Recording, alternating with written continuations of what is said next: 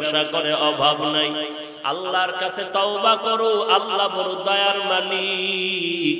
প্রতিদিন প্রথম আসমানে এসে বান্দাকে ডাকে আর বলে উদউনি আস্তাজিব লাকুম। বান্দা তুমি ডাক দাও, জবাব দেওয়ার জন্য আমি আল্লাহ আরশে আজিমে এখন নাই, আমি প্রথম আসমানে হাজির। ওই আল্লাহরে এত সুন্দর করে বানাই নাই রে মানুষ, বান্দা তোরে আমি এত সুন্দর করে বানাইছি।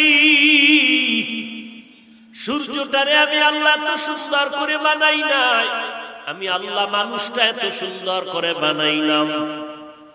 তোর জন্মের সূত্র নাপাক পানি, অথচ তোর দাম কত তুই দেখ। এত সম্মান তুই পাইলি, দুনিয়ার সব এক পালায় দিলেও তোমার সম্মানের সমতুল্য হবে না। আমি আল্লাহ মায়ের গর্ভে এত সুন্দর করে তোমারে বানাইলাম, আসমানও বানাইলাম, জমিন বানাইলাম, পাহাড় পর্বত সব বানাইলাম। সব আমি আল্লাহ বানায় বলি নাই আমার আসমান, আমার জমিন, আমার চাঁদ, আমার সূর্য। বান্দাও বানাইছি আমি, সূর্য বানাইছি আমি। সূর্যটারে বলি না আমার সূর্য, শুধু বান্দা তোদেরকে বললাম তোরা আমার। সূর্য বানাইছি আমি, কিন্তু বলি না আমার সূর্য। পাহাড় বানাইছি আমি, বলি না আমার পাহাড়। কেন? বলে ওগুলো আমার জন্য বানাই নাই। পাহাড় আমি বানাইছি আমার জন্য না, সব বানাইলাম তোমার জন্য। আর তোর মতো বান্দাটারে বানাইলাম আমি আল্লাহর গোলামি করার জন্য। আমি আল্লাহর ইবাদতের জন্য বান্দা তোমাকে বানাইলাম, এজন্য বললাম তোমরা আমার বান্দা। আমার বান্দা তোমরা জাহান্নামে যাইবা, আমি আল্লাহ সহ্য করতে পারবো না, কারণ আমি আল্লাহ বড় মুহাব্বত করে তোমাদের বানাইছি। কেমন মুহাব্বত? মায়ের গর্ভের ভিতরে যখন আমি আল্লাহ তোমারে প্যাকেট করে দিলাম, এক বিন্দু ছিদ্র নাই, অক্সিজেন ঢোকার কোনো কায়দা নাই। এখন যদি 1 মিনিট তোমার নাক আর জবানটারে আটকায় রাখা হয়, তুমি মরে যাইবা, অক্সিজেন বন্ধ। কিন্তু একবারও কি তাকায় দেখছো? মায়ের গর্ভে প্যাকেটের উপরে প্যাকেট, প্যাকেটের উপরে প্যাকেট দিয়ে কেমন করে আটকায় দিলাম, এক বিন্দু বাতাস ঢোকার কোনো সুযোগ নাই। আবার যখন রুহটা দিলাম, ভেতরে তোমার নড়াচড়া শুরু হয়ে গেল, ক্ষুধা লাগছে, খানাও আমি আল্লাহ দিয়ে দিলাম। দুনিয়াতে যখন আসার সময় হয়ে গেল, দুনিয়াতে এসে তুমি ভাত ফল খেতে পারবা না। তোমার মাও তোমার জন্য আলাদা খানা তৈরি করে নাই, তোমার বাবা তোমার জন্য আলাদা খানা তৈরি করে নাই। আমি আল্লাহ এমন সুন্দর খানা বানাইলাম, তোমার মায়ের স্তনে ফ্লাক্স তৈরি করে দিলাম। দুনিয়ার মানুষ ফ্লাক্স বানায়, গরম পানি, গরম চা, গরম দুধ 24 ঘন্টার বেশি গ্যারান্টি দেয়। কিন্তু আমি আল্লাহ কেমন দয়ার মালিক, আমি আল্লাহ তোর মায়ের স্তন এমন একটা কুদরতের ফ্লাক্স বানায় দিলাম, 2টা বছর পর্যন্ত মায়ের স্তনের দুগ্ধ পান করবি, একটা সেকেন্ডের জন্য কখনো মায়ের দুধ নষ্ট হবে না। এরপরে বান্দা তাকায় দেখছুনি, তৈলের ফ্যাক্টরি থেকে কখনো লবণ বের হয় না, লবণের ফ্যাক্টরি থেকে তৈল আসে। আর আমি আল্লাহ কেমন কারিগর, তাকায় দেখ, মা একটা ফ্যাক্টরির থেকে 10টা সন্তান বের করেছি, 10টা সন্তান পাঠায় দিলাম, 5টা ছেলে 5টা মেয়ে, একজনের চেহারার সাথে আর একজনের চেহারার মিল নেই, একজনের কণ্ঠের সাথে আর একজনের কণ্ঠের কোনো মিল নাই। আমি আল্লাহ এমন সুন্দর করে চেহারাটা দিয়া বানাই, এরে বান্দাই চেহারার মধ্যে জাহান্নামের আগুন লাগবে, আমি আল্লাহ বরদাস্ত করতে পারবো না। এই জন্য আমি আল্লাহ তওবার দরজা খুলে তোরে ডাকি, আয় আয় বান্দা, একবার আমারে মোহাব্বত করিয়া তুই আল্লাহ বলে ডাক দিবি, তোর গুনাহ মাফ হয়ে যাবে। তোর মা তোর জন্য খানা তৈরি করতে পারে নাই, তুই দুনিয়াতে আসার পরে মা বলে ডাক দিতে পারো না রে সন্তান, বাবাকে আব্বা বলে ডাকতে পারো না, তোর একটা বুঝি শুধু কান্নার আওয়াজ। কান্না দিয়ে তোর মায়ের থেকে সব দাবি তুই আদায় করতেছ রে বাবা। কান্না দিয়ে তুই চলতেছো, বলতে পারো না মা পেটে ক্ষুধা লেগেছে, খানা দাও। বাথরুমে যাওয়া লাগবে, বাথরুমে নাও। তোর একটা বুঝি শুধু কান্নার আওয়াজ।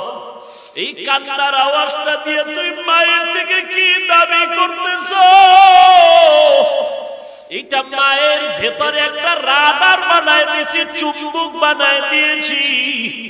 তোর কান্না দিয়ে তুই কখন খানা চাও, কখন বাথরুমে যেতে চাও। তোর আব্বাও বুঝে না, তোর মায়ের রাডারে ধরা পড়ে যায় তোর কান্না দ্বারা তুই কখন কি আবদার কর। বাবা কয় বাচ্চাটা কেন কাঁদে? ক্ষুধা লাগছে, মায়ের রাডারে ধরা পড়ছে, বাচ্চা ক্ষুধার জন্য কাঁদে না। মা ডাক দিয়ে কয় বাচ্চা কান্না করে শুধু ঘুমাইতে চায়, কারণ 5 মিনিট আগে খানা দিয়েছি। বাচ্চারা এখন ঘুমের আগেও কান্না করে, এটা খানার কান্না না। ওরে বান্দা তাকায় দেখ, আমার আল্লাহরে তালাশ করার জন্য আমেরিকা যাওয়া লাগবে না, আমার আল্লাহরে তালাশ করার জন্য লেবানন যাওয়া লাগবে না, জঙ্গলে যাওয়া লাগবে না। ওয়াফি আনফুসিকুম আফালা তুবসিরুন।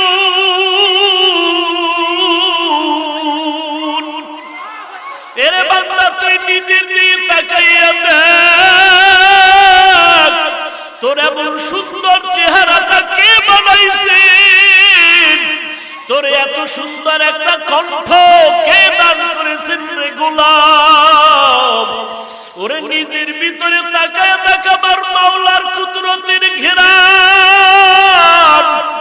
তুই কোন দিকে তাকাইতেছ? ফাইনা মা তুআল্লু ফাসাম্মা ওয়াজহুল্লাহ। এরে বান্দা তুই যেদিকেই তাকাও সেদিকেই তো আমার মালিক। আমার আল্লাহকে তুই কই তালাশ করো? তোর কণ্ঠের আওয়াজে আমার মাওলার কুদরতের ঘেরান, তোর চেহারার ভিতরে আমার মাওলার কুদরতের ঘেরান। এরে বান্দা বাচ্চাটা কান্না করিয়া মায়ের থেকে যেমন সব দাবি আদায় করতে পারে রে বাবা, আমার মাওলার অন্তরে কি আমার মা বাবার থেকে মায়া কম? বাচ্চার কান্নায় যদি মায়ের কলিজাটা ছিঁড়িয়া যাইতে পারে, ওই কান্না যদি ধরিয়ে তুই একবার চোখের পানি ছেড়ে আমার মাওলাকে মুহাব্বতে ডাক দাও, আমার আল্লাহ কেন তোমার ডাকে সাড়া দিবে না রে বাবা? আমার আল্লাহর মায়াটা কি কম? মা বাবার চেয়ে 99 গুণ মায়া আমার আল্লাহ জমা করে রেখেছেন। আল্লাহ বলেন পাহাড় পরিমাণও যদি গুনাহ করো, জিহ্বাটা নাড়াইয়া মুহাব্বতে একবার আল্লাহ বলে যদি ডাক দাও, আর চোখের পানি ছেড়ে বলো রে মালিক, এই জমিনে আমার মতো গুনাহগার কেউ নাই। আমার গুনার কারণে আমার সন্তানেরা কষ্ট পায়, মা বাবা কষ্ট পায়, সমাজের মানুষেরা কষ্ট পায়। আমার গুনার কারণে আমার হাত না পাক, আমার চোখ না পাক, আমার জিহ্বা না পাক হয়ে গেল। ও আল্লাহ, তুমি রহমান আর গফফার নামের চাদর দিয়া আমারে আবৃত করে নাও, কারণ আমি একটা সেকেন্ডের জন্য আযাব সহ্য করতে পারবো না।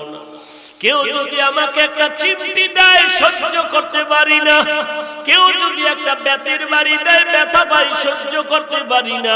গুনাহ নিয়ে যদি কবরে যাও, ওই কবরের দুই পাশের মাটির চাপ কেমন করে সহ্য করবি রে যুবক? পায়ে হাত রেখে বলি তওবা করো, গুনাহ করবা না, মা বাবার সাথে বেয়াদবি করবা না, আল্লাহর জিকির ছাড়বা না রে বাবা। জামায় ময়লা লাগলে পরিষ্কারের জন্য সাবান লাগাও, পানি দাও। ওরে অন্তরে যদি গুনার ময়লা লাগে, ওরে জিকিরের সাবান লাগাও।